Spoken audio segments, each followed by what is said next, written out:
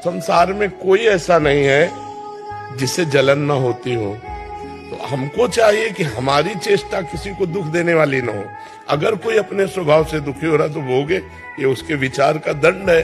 उसने गलत विचार किया तो जल रहा है। हम किसी के प्रति जले नहीं और हमारी कोई चेष्टा किसी को जलाने वाली हो नहीं। फिर वो अपने आप जले तो जलता रहे, वो भोगता रहे। जो जैसे विचार करता है उसको उसी प्रकार का पुरस्कार या दंड मिलता है। अच्छे विचार करेगा तो आनंदित हो गया, यार भाई बहुत अच्छा गाते हैं, बहुत आनंद। दूसरा जल रहा है, क्यों अच्छा गाते हैं, अब उसका विचार गलत तो जलेगा तो है ही है, उसको दंड तो मिलेगा ही उसके विचार का। तो हमको आनंदित होना चाहिए और निर्भय रहना चाहिए, कभी डरना नहीं चाहिए और कभी किसी के भय के कारण झुकना नहीं चाहिए।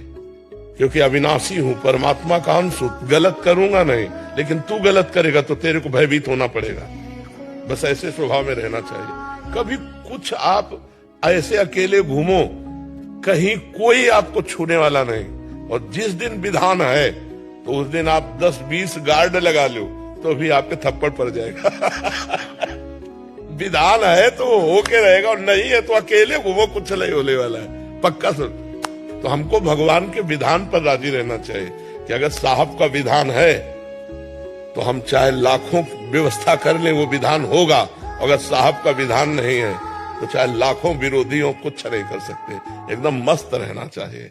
किसी के गिराने से तुम गिर नहीं सकते और किसी के मिटाने से तुम मिट नहीं सकते। साहब का अगर 4 आदमी आपको अच्छा कहेंगे तो 4 आदमी आपकी बुराई करने वाले भी मिलेंगे। तो आप देखो ना, कृष्णचंद्र जी के प्रति कुछ ऐसे नास्तिक है जो भगवान ही नहीं मानते। तो ऐसे आप बिल्कुल जब भगवान के नहीं हुए जब भगवान का नाम नहीं लोग ले रहे तो हमारा तुम्हारा नाम क्या लेंगे। संसार की आशा मत रखो, अपने कर्तव्य का पालन करो, इसी में विजय होगी। आशा रखने में निराशा ही मिलेगी। आज तक किसी को अगर धोखा दे पाया है कोई, तो कोई सगा मित्र धोखा दिया है। भगवान के सिवा अपना कोई सगा नहीं। बस अपने हृदय की गुप्त बात भगवान ही से केवल करे, दूसरे से न करे। अपनी गुप्त बात को सिर्फ भगवान, बस सिर्फ तो वो कभी हारेगा नहीं। और अपनी आशा सिर्फ भगवान, किसी व्यक्ति से नहीं। उसको कभी कोई दुखी नहीं कर सकता। आशा एक राम जी से, दूजी आशा छोड़ दे।